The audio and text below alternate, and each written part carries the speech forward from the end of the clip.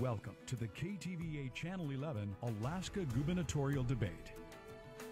And now, your moderator, Joe Vigil. Good evening, everyone. I'm Joe Vigil. This is a debate of the two men hoping to become Alaska's next governor. We would like to welcome you from whichever platform you are choosing to watch tonight's one-hour broadcast. I am your moderator, and right now, let's meet the candidates. Mark Begich served as mayor of Anchorage for 2 terms, from 2003 to 2009. In 2008, he won a seat in the U.S. Senate, which he began serving in 2009. Mark is married to business owner Deborah Bonito, and they have a teenage son. Mike Dunleavy entered state politics with a run for Senate, forced to run again 2 years later after redistricting. Dunleavy won a 4-year term. In January, he stepped down to focus on the current governor's race. He is married to his wife, Rose, and they have 3 daughters. All right, some ground rules right now. This is how timing will work. You will have 1 minute each to answer your questions. Your opponent will then have a minute to respond. And if I follow up, you also have a minute to respond. And when you're almost out of time, you will see a light off camera, not visible to the audience. Then a bell will ring, just like that, when you are out of time. And out of fairness, we do ask that you respect the time limits and stop talking when that bell rings. Now, before we get into the structured portion of our debate, you will each be given 1 minute for opening statements. We did a coin toss before the debate, and Mr. Begich, you won, so you go first. Go ahead. Well, first off, Joe, thank you very much. Thank you to the listeners for this opportunity. You know, as I travel around the state, one of the things I hear a lot about this toxic environment we're in politics and this backbiting and division that we have. And people feel our great dream of Alaska is slipping away. Well, I believe in what's possible, what's out there, and what we can do together and solve these problems. And we have some great challenges. Challenges around crime, education, making sure we're a safe community. All these issues we hear about and I hear about as I'm listening to Alaskans all across the state. But this election is about trying to solve those problems, bringing Alaskans together to make sure that we are no longer divided, but focused on the great potential for Alaska. As I see young people as I travel and hear their hopes and dreams, this election is about that. It's not about me, it's not about Mike, it's about you. Making sure we do everything we can so those young people have the same hopes and dreams that we all had, why we're here, why we're making sure this is a place for our families. I look forward to the debate and discussion tonight.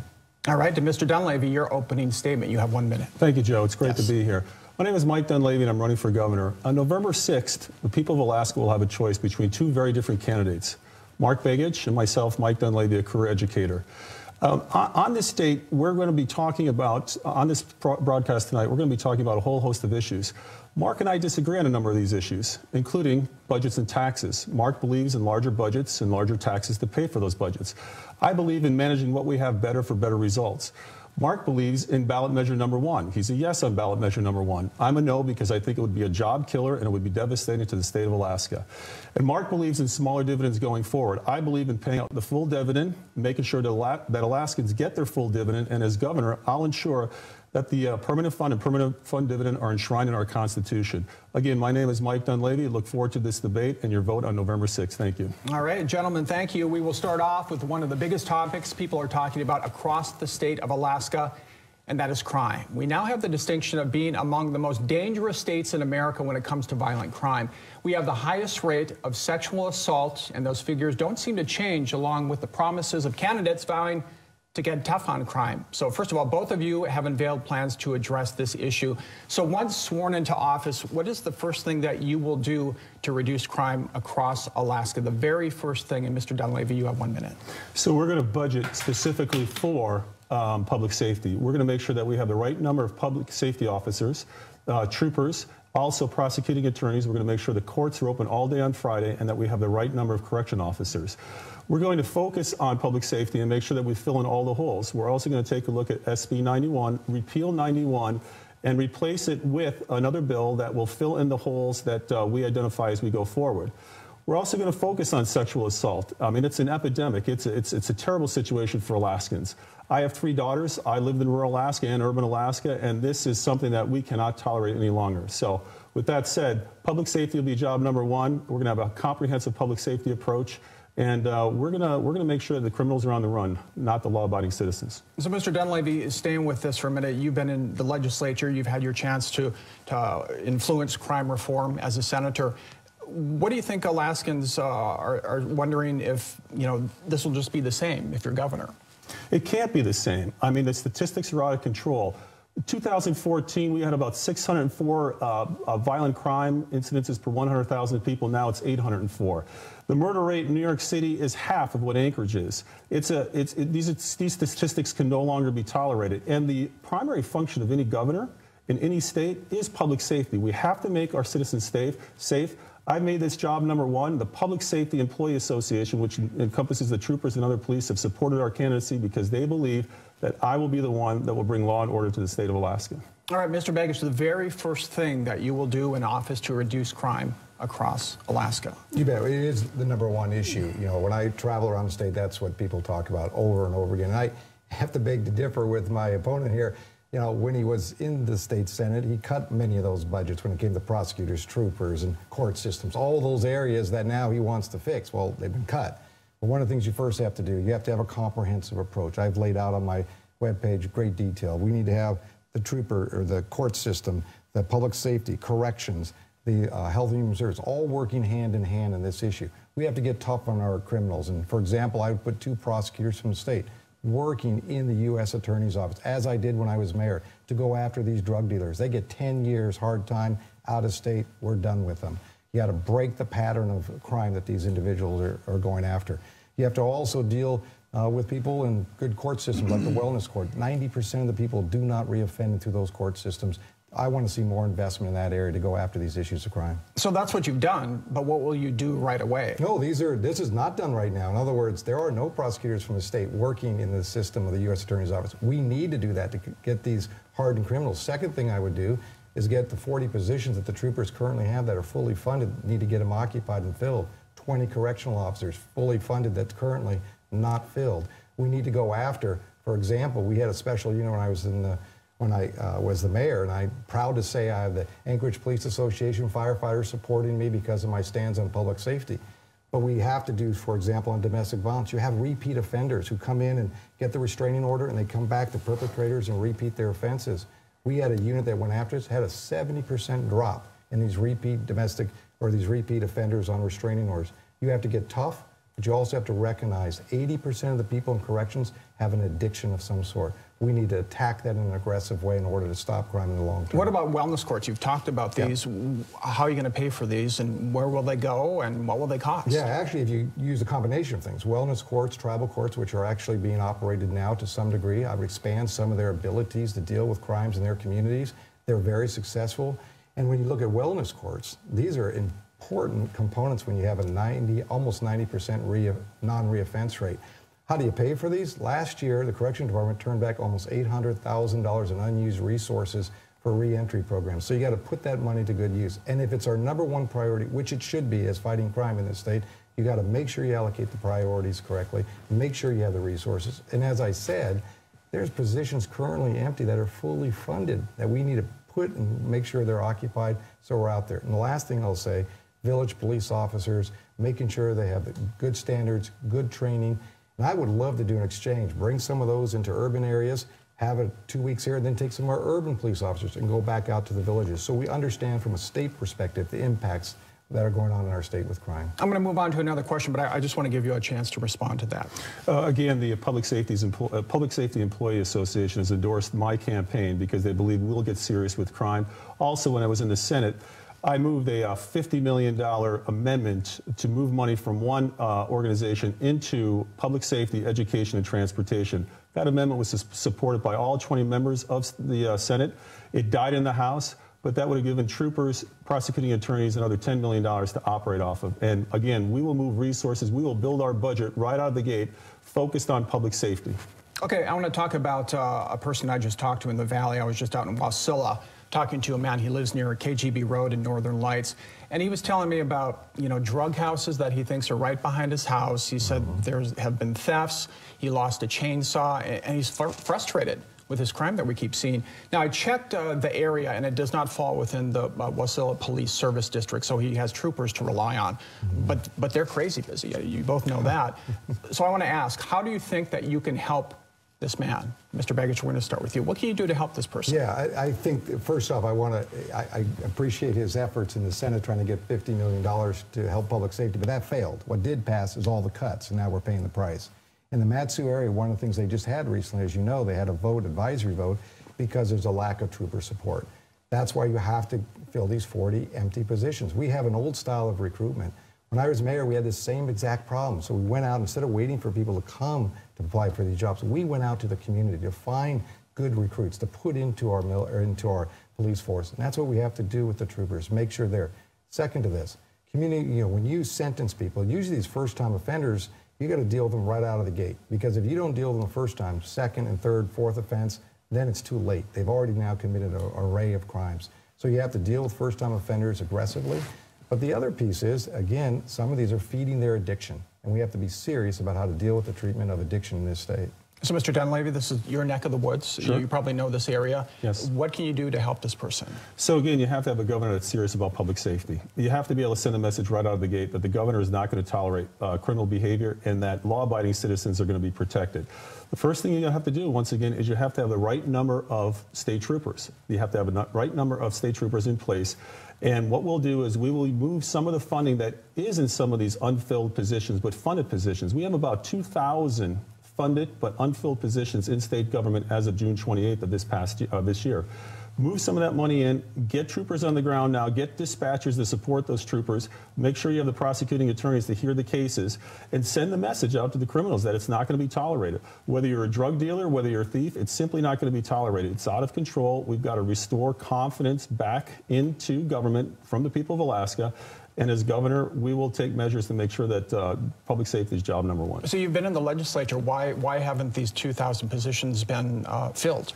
I don't have the answer to that. Oftentimes, you fund a position. Some of these positions may have been funded years ago for specific purposes, but the administration, for reasons that I don't understand, has not filled these positions, and we're not sure where the money has gone. Yeah, I know you have something to say. Go ahead. I mean, when I was mayor, I managed a workforce of 3,000 people, an incredible, almost $750 million budget. Actually, that number has been disputed by many people. There's not 2,000 funded positions, because if there were, I would have expected the legislature, you hit it right on the head, Joe, that they would have found that money and utilized it to plug the gap of the fiscal problem of the state. That is not an accurate number, Mike. You've used it over and over again. There are a small amount of positions that are funded, not occupied. As I said, for example, troopers, so forth. You have a turnover rate that occurs with a workforce of almost 18,000 people. There are positions that are listed on the registers that are not filled. They're just positions. They're not funded. They're just there because if they have to move someone into a new position, they don't have to go through a whole process of doing the paper mill. It's actually very efficient. So there's not 2,000 funded, because I guarantee you, the Senate, especially with Pete Kelly at the lead, would have found that money and used it in some way without having to worry about dealing with taking the permanent fund. So he says there's not 2,000 positions. It's accurate that we have tremendous number of positions that are not filled, money left on the table. We're not sure where that money is going. Senator Begich mentioned just a little while ago that he knows that there's positions that are not filled and that there's money available to move into some of the areas that he wishes to move that money into. So we know that there are positions that are not filled, a lot of positions that are not filled. We believe that there's millions of dollars on the table that could be moved into public safety, and that's our plan. How can people not know where the money's going? How can people not know where it's being mismanaged? It's not being managed well. We have health and social services, for example. We've overpaid providers in our Medicaid expansion program. We have to claw back over $100 million because of overpayment and mismanagement. It's unfortunate, but it's a fact. Currently, in our state government, it is being mismanaged in many areas.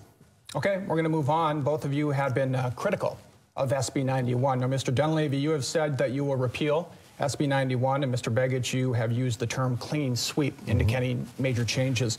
So is there anything that you would keep from SB 91? We'll start with you. Well, I think a number of things that were changed in 91 were moved into SB 54. So SB 54 is a starting point. I think we have to look at the remaining felonies in 91 and increase the penalties there in 91. The bail schedule, excuse me, not the bail schedule, but the pretrial assessment is an issue that we need to take a look at. The algorithm that basically is part of the, quote, catch and release process. We also have to have a discussion with the courts on the bail schedule, because this is also part of the problem. Some individuals are being released before the pretrial enforcement division, which is a new policing section in our state government, before they have an opportunity to work with these individuals. So bail schedule, the algorithm and the pretrial assessment process, and making sure that our PED, our public enforcement division, our pretrial enforcement division, I should say, is well managed and supported. So if you're planning to both pushing for a full repeal or major changes, how do you get lawmakers to go along with the full repeal? In my discussion with lawmakers over the past several months, there are many lawmakers that are chomping at the bit to actually repeal 91. They understand that the people of Alaska have lost faith in this bill, and they're willing to work with me as governor to fill in the holes in the public safety approach. Mr. Begich, what do you like about SB 91? Would you keep something out of it? Yeah, I mean, they increased the crimes in regards to murders in the sense. There's also some new standards to make sure on halfway houses there's some standards that people adhere to. I think there's some issues in there you could keep, but you do have to clean the sweep on this issue. And, you know, people have got wrapped around. If you just get wrapped around 91, you're missing the big picture, which is fighting crime in this state. It doesn't matter if you're living in Anchorage or in Queetluck or wherever you might be, people are feeling this issue in a broad sweep. That's why, again, I've laid out this comprehensive approach. You have to have it, you got to deal with the vacancies that are there. You have to deal with the court system, which is now closed a half a day to a full day, a week now. We have to deal with a new system, a new paradigm of how we make sure when someone commits a first-time offense, we're going to be serious about it. You know, years ago when I helped work and helped push forward on youth court, we dealt with first-time offenders, young people. That program now makes sure 85 to 90% of those kids don't reoffend. We have to change the paradigm of fighting crime in this state if we want to have real impacts. As a mayor and someone supported by the police association, I think I can do that. How do you sell this to lawmakers, a repeal or major changes? Well, you got to show them the package. That's what I would say. If you say it's just a repeal, that doesn't solve the problems that we face on the streets of Anchorage or in Juneau or in Fairbanks or wherever it might be that crime is rampant. What we have to do is say, look, this is how we do it, and this is how we're going to pay for it, and this is the impact in a positive way. We're going to make our streets safer. We're going to make a place that people, you know, we lost over 3,000 millennials, or 3,000 people left the state last year. The fastest group leaving the state are millennials. Because if you don't have a safe community, you cannot have a growing economy. You have to do these things together. And I think when you show individuals this, I think the opportunity in the legislatures will see the possibility. And plus, they hear it too. It's #1 issue, and they want to solve it and not get caught in the quagmire they got in with 91. We're moving on. All right, so along those lines, we've recently reported on the state supervision issues of assault suspects being released on bail. We've done a lot with that here at KTVA. So something of great concern to voters. A lot of people are talking about this. So what are your action steps to address what some call a lack of pretrial supervision? Mr. Begich, you have 1 minute. And this is what you've discussed on the ankle bracelets and some clipping them and so forth. These are the issues that are out there. I mean, it does make you wonder if you're watching the monitors and you see several ankle bracelets kind of gathering together, that's probably a good indication that you don't have the best monitoring system in what's going on there. The other thing you have to do, besides making sure you're monitoring those properly, making sure that they're secure in the sense of what the ankle bracelets are utilized for, but you also have to make sure that when you have individuals who are committing crimes, that is not the only out. For example, one of the things, if you look around town, for example, here in Anchorage, you rarely see the people who are in community work service, part of their sentencing, because they're usually in some office stuffing envelopes. I want them out on the street, cleaning streets, shoveling sidewalks and snow in the wintertime, because I want people to see that we're supervising these folks, but we're also making sure they pay for the crime they've committed. We have to have a different process in dealing with these individuals than just put them on an ankle bracelet and hope it works. That's not going to work, and we need to make sure we have strong supervision. Action plan for you, Mr. Dunleavy. Pretrial assessment goes way beyond ankle bracelets. So right now you have an algorithm, the pretrial assessment, that doesn't count crimes committed outside the state of Alaska. That's got to be changed. You have to empower judges to be able to override some of this algorithm that we have in the pretrial assessment. You've got to make sure that you don't have competing supervisory roles between private and public ankle bracelet firms and the PED against the pretrial assessment division. We have to make sure that the bail schedule, again, we don't talk about the courts, but there's an issue with the bail schedule because some of these individuals can be released before they're even released into the hands of the PED. And so it has to be a comprehensive approach. We have to look at all the holes in our pretrial assessment. We have to fill them in.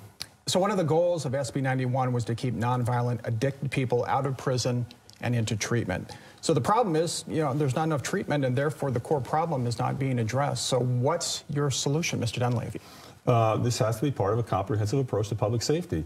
You have individuals, for example, you'll have drug dealers that are here basically just to sell drugs and make money at the expense of Alaskans. Those folks have to be dealt with harshly. But you also have individuals that are addicted to opiates and addicted to other drugs.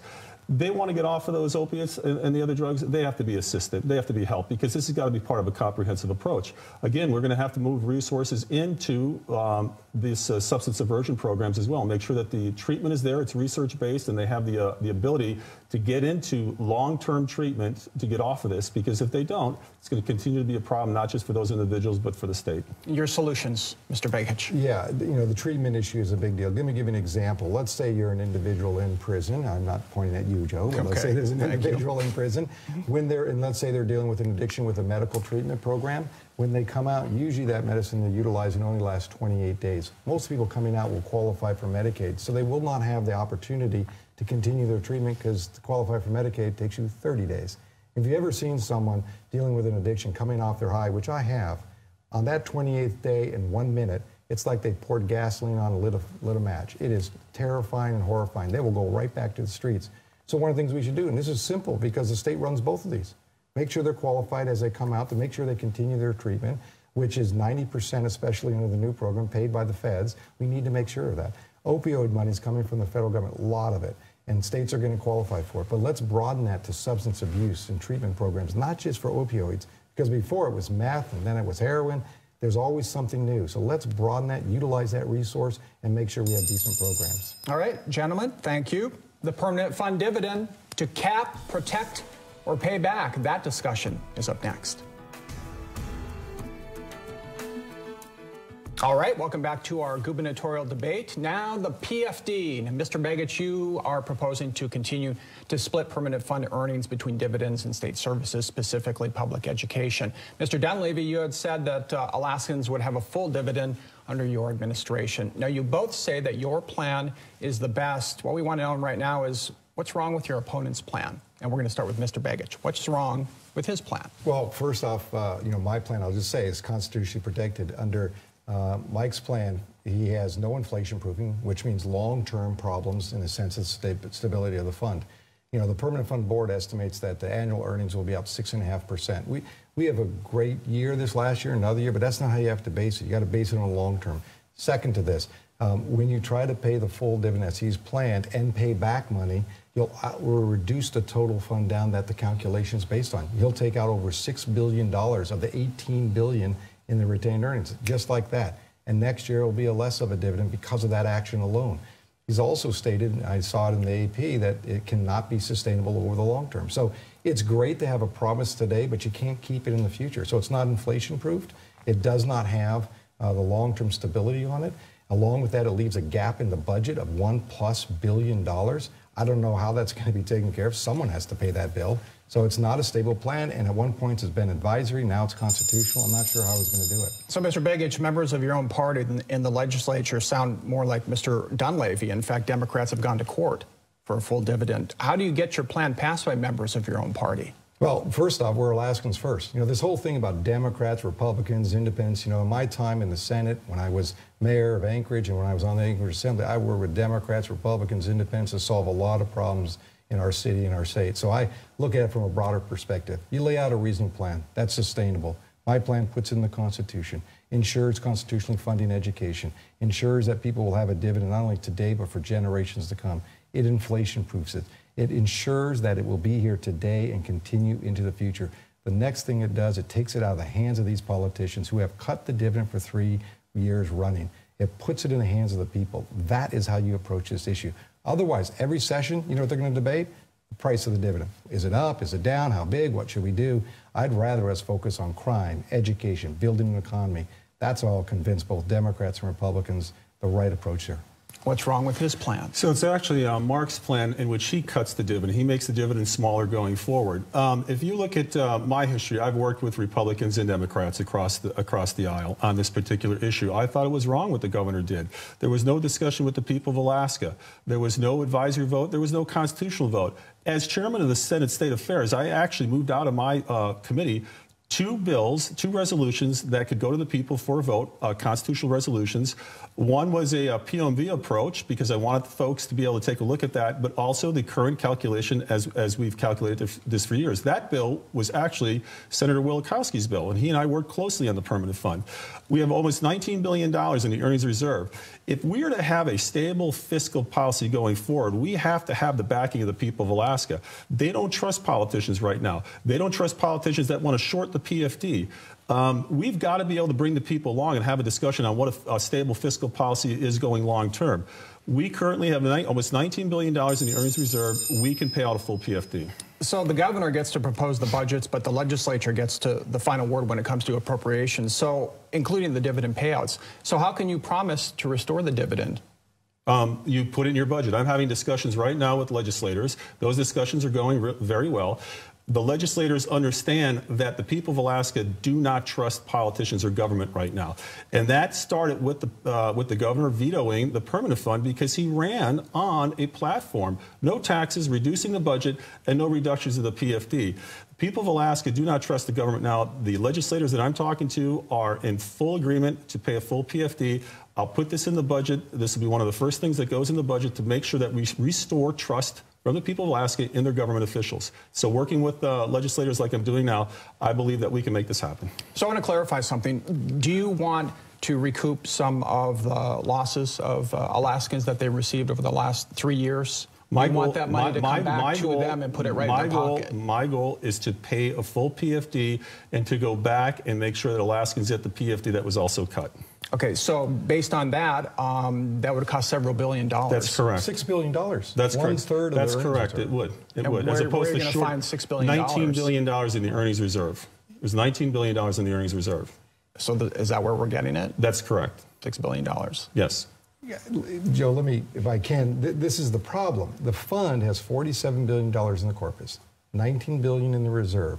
When you combine it, that's the calculation that then determines the dividend, when you calculate on the full fund. When you start diminishing the earnings reserve, it's going to have a direct impact. Now, they'll say, and I know what Mike will say, well, we take it out of the earnings reserve. That's correct. There was a time under Frank Murkowski when they almost couldn't pay it because there wasn't enough money in the earnings reserve. So this calculation basically says we're going to give you a little gimmick and prize today, but down the road, which will be short order, there won't be money for the future generations. His daughter, my son, your friends and family. That is the problem with his plan. There's not one person who has said his plan is economically sound for the long term. Even in his own comments that he said in other articles and stories, he says, well, we may not be able to pay it out long term. Well, this is about finally solving this problem, giving the public the right to make this decision through a constitutional amendment. That's what I support. What the politicians want is a smoothing of the cycle of earnings because they want they want a revenue stream is what they want for government first. The permanent fund and the permanent fund dividend worked well for decades. Nobody ever complained about whether the permanent fund dividend was $700 one year or $900 one year or $1,000 or $600. The people of Alaska had no issue with that. The people of Alaska got upset, Joe, when politicians stuck their fingers in that process without any consultation or any vote on part of the people of Alaska. What I'm proposing is that we restore that trust, we restore that dividend, we have discussions with the people of Alaska. I believe with $19 billion in earnings reserve, we can pay out a full dividend. Let me ask you one more thing before we move on here. So this, I mean, if you can make the numbers work, Mr. Begich, it sounds pretty good. There's people in the bush who pay for food and medicine, absolutely, and they get a new snow machine, and they get a four-wheeler for subsistence hunting. If you can make it work, people out there watching are saying, hey, that's a pretty good deal. I like that. Well, let me first say, there was a moment when the governor did veto this, and the legislature, including Mike when he was in the legislature. The good thing is I haven't been in Juneau, served in the legislature, which created all this problem.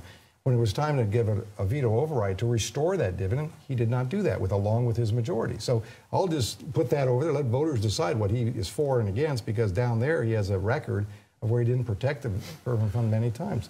But let me push it over there. Your question is, I want to make sure not only the families of today, but families for, as you know, in Alaska Native culture, it's 7 generations we should be thinking about. All of us should be thinking about that. And what I hear here is a gimmick and a slogan, and basically, let me take your vote today and give you a big prize. But down the road, who's going to pay this? All of us. My plan lays it out in a very financially sound way. It uses the percentage that most foundations across this country utilize. financial people utilize to plan for the future. If you want a moment in time, he'll diminish the earnings reserve by a third. I'll give you a short It's not a gimmick. When I was in Juneau fighting for the permanent fund, and voting against SB 26, which would have taken the permanent fund, voting against SB 128, which would have taken the permanent fund, Mark Begich was in Washington, D.C., making millions of dollars consulting with his clients. When I was in Juneau submitting a bill, SB 1 and 2, to restore the permanent fund, he was nowhere to be found. He was nowhere to be found in any of the votes that I took, including the vote in which I voted against the budget because SB 26 was embedded in the budget. As a result, I lost my committeeships, my chairmanships, my staff for the people of Alaska. Mark was missing in action while I was in Juneau actually working for the people of Alaska. Joe, I get to respond to this. But first off, he does not know what I was doing. I wish I'd made those amount of monies like your brother has, who has helped fund your campaign. You know, when I finished my term, I came back here. This is my home, born and raised, living in East Anchorage in the same neighborhood just across the street from where I was born and raised. I live here. And for you to insinuate that somehow I didn't pay attention to what's going on in Alaska is outrageous, Mike. I spend my time. I drive my kid, you know, he just got his license. I'm very happy. But I'm driving him to his cross-country running, skiing. I've been a participant in this community for decades. And let me just make it very clear. When I came back, one of the first things I did was help companies make sure they could survive here, creating jobs. And I did comment a lot of times. You might have not read it, on the permanent fund, on the budget, on many things, written in the papers, been on commentary. So don't be saying that I was out somewhere being some high-priced millionaire. That's just not true. Okay, guys, we have questions. Not factual. We have questions for you. You can ask one a question later. If you want to do that, go ahead. But we're going to move on for a minute right now. Now that we've talked about permanent fund and preserving it, we still have to balance the budget. That discussion and a lightning round coming up next.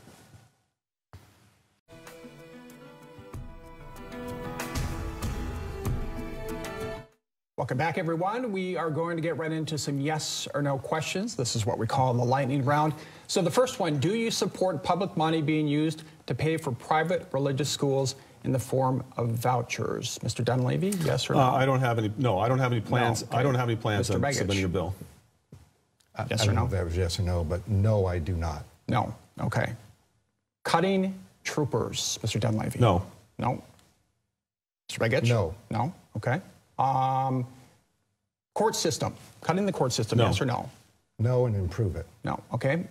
Cutting prisons, Mr. Begich? No. No. All right. Cut Pioneer Home, Mr. Begich? No, but add activities. No plans. No plans. Cut University of Alaska, Mr. Begich? No, and invest in our research on Arctic. No plans. Get them land grants for funding. Okay. All right, moving on right now. We are going to talk about budget questions. So, Mr. Begich, Alaska is the only state without either a statewide sales tax or an income tax. Do you support either of these to help pay for government services? Well, first, let me tell you, at some point, no matter what you do on the budget, there's going to be a need for revenue. After you do all the efficiencies, the cuts, deal with the permanent fund dividend, as I said, get that off the table. Use a portion of it to take care of education, constitutionally protecting it, taking that out of the general fund.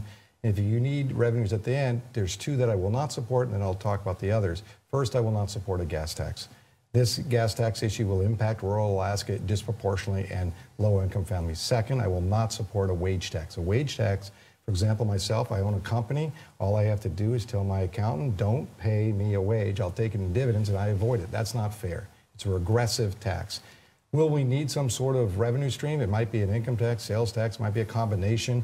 It might be just a realignment of some of our industry taxes with our individual taxes. But whatever that package is, I'm not wed to any one of them. I just want to make sure that we have to be realistic and be honest. At the end of the day, there's going to be a gap and we have to fill it. Well, I should have asked you yes or no on that one, so I'll ask you again. Will you support an income tax if or a package and a comes sales and tax? it's a full financial fiscal plan, not just a half-baked one like they did on the permanent fund, which was the worst thing they could have done because it impacted the lowest income people disproportionately than anything else. It has to be in a full package. If there's a gap in the budget, no matter how you cut, after you've cut efficiency and all those things, then the revenue, if it's a sales tax, income tax, it could be a combination. But it could also be a combination of also realigning some of our industry taxes. So you might support? No, if it comes in a package, I'm going to sign it. If it's a fiscal plan that is long-term, but if it's a bill by itself, that's not good enough. Okay. The good senators in the paper lauding the House approach to the budget a year or two ago with regard to taxes and the permanent fund, changing the permanent fund, taking part of the PFD and taxes. My question is, what kind of tax? Who's exempt? How much? Those are the issues that we don't discuss when it comes to taxes. We talk about it as if it's some magic amulet that you just rub on you. Income tax will make everything better. You've got to manage this government better first. You've got to manage this government better first.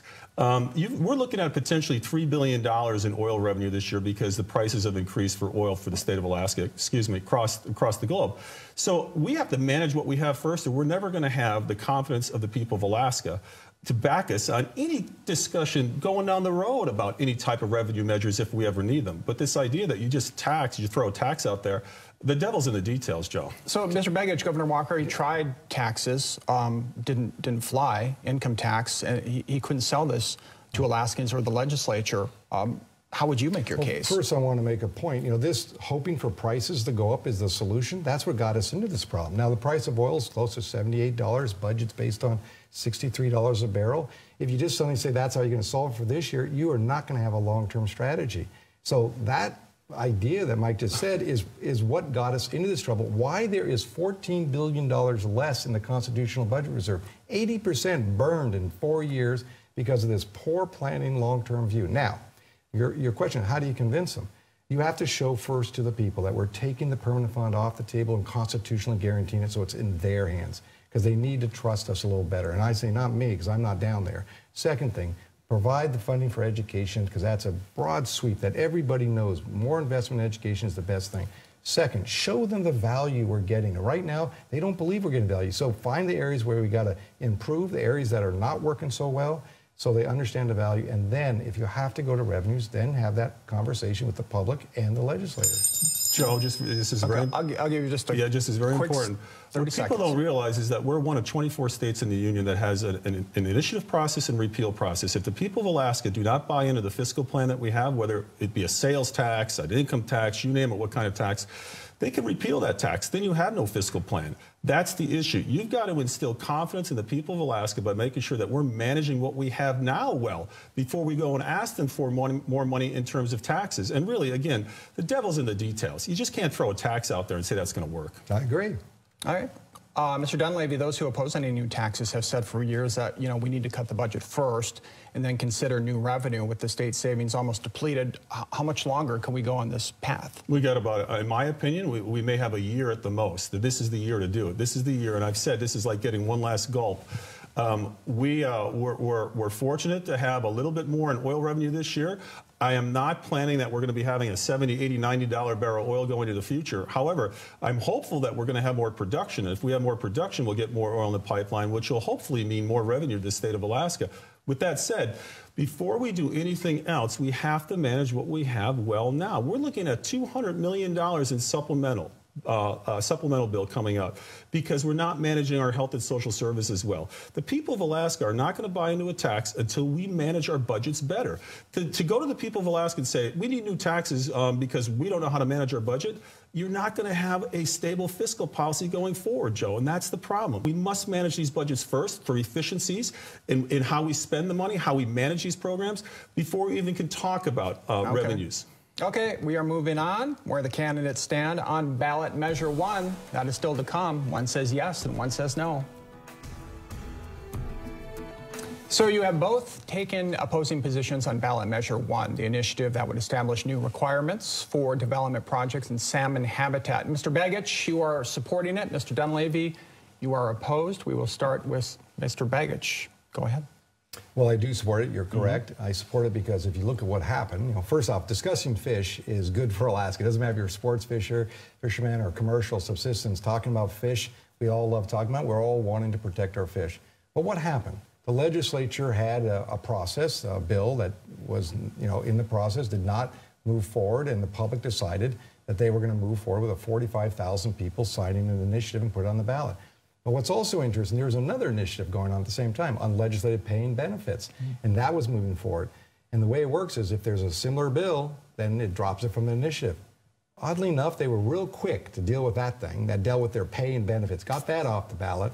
But this issue, which deals with fish and important issues for our economy, 15,000 people touching the fishing industry. So I support it. It's a public right to know. It gives Alaskans under Alaska law the opportunity to comment on mega projects, which we do not have. We have it under federal, but not under state. And I think that's a fair statement. So, Mr. Begich, local groups have managed to stop developments like Pebble Mine without ballot measure 1.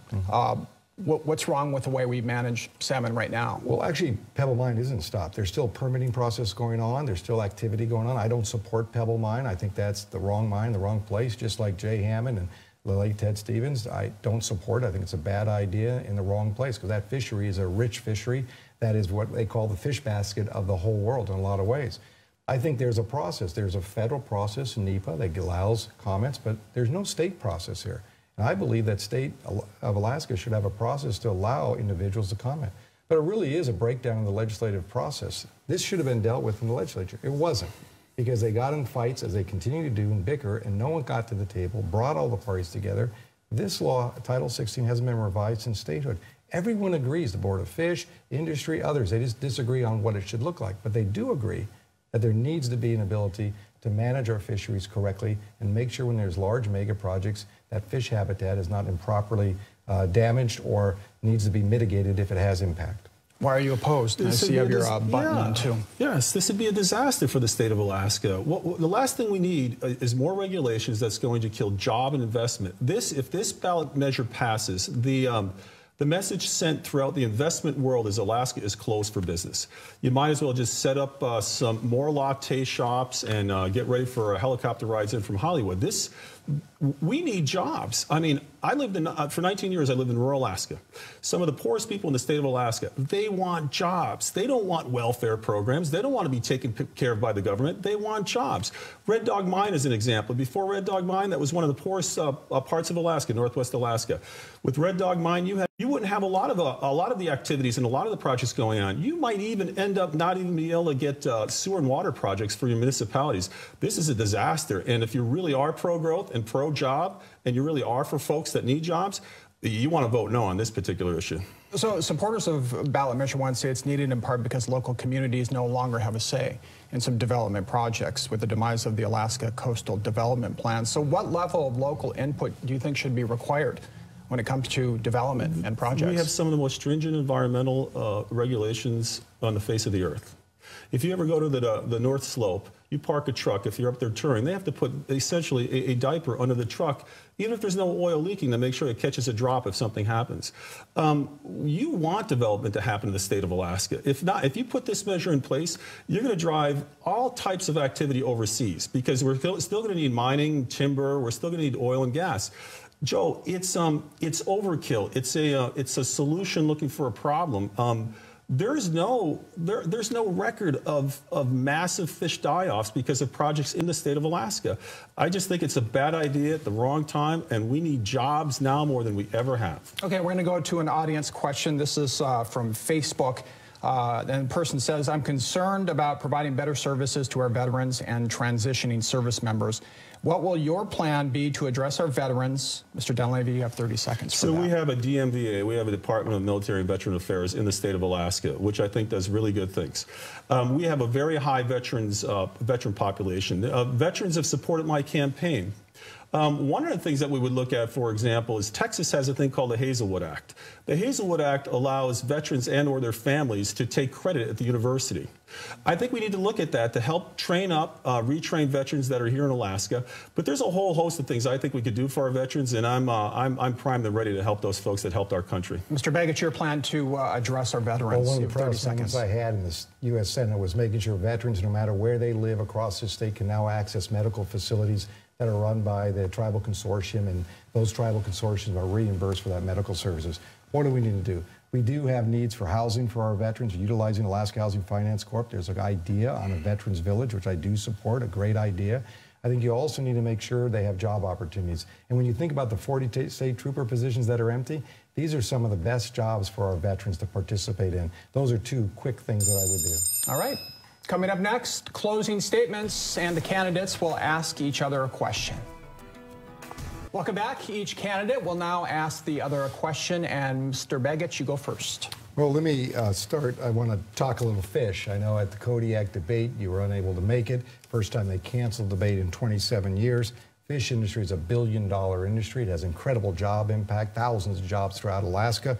And in the state, it's a critical part of our long-term economic future. So I would like to ask, what are your specific plans when it comes to the issues of warming of the waters and acidification, and how we're going to address that to deal with our fisheries industry?